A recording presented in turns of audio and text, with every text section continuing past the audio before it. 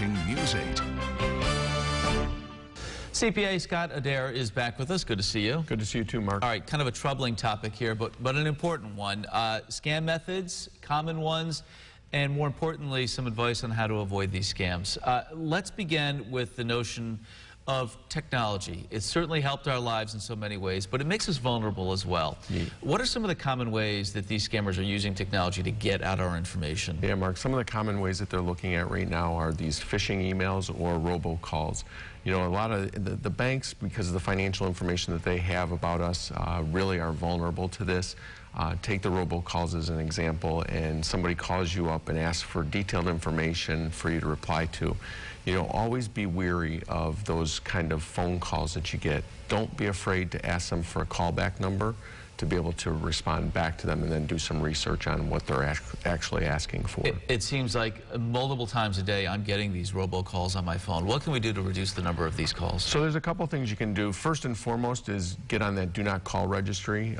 Do not call.gov, I think it's a website to go to. Yep. In addition to that, on a lot of our smartphones have the ability to block certain calls or identify callers that could be potentially scam calls. You know, those phishing emails, those are prime for getting at people's information as well. Yeah, really crafty they are with the phishing emails because they look so real coming from a bank or any other institution that you have dealings with.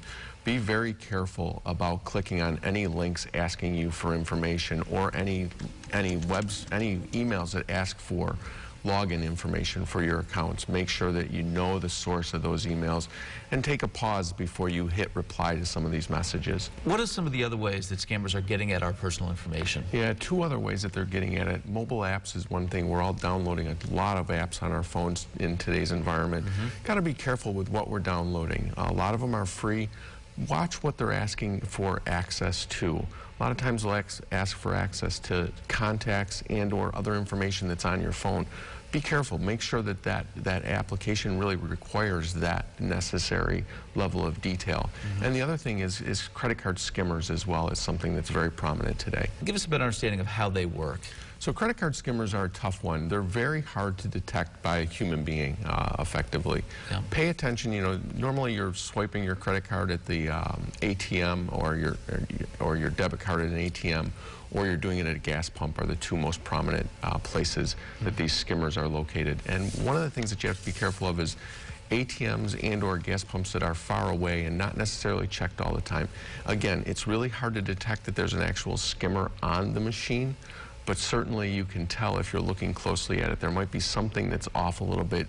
The reader may stick out a little bit further than normal.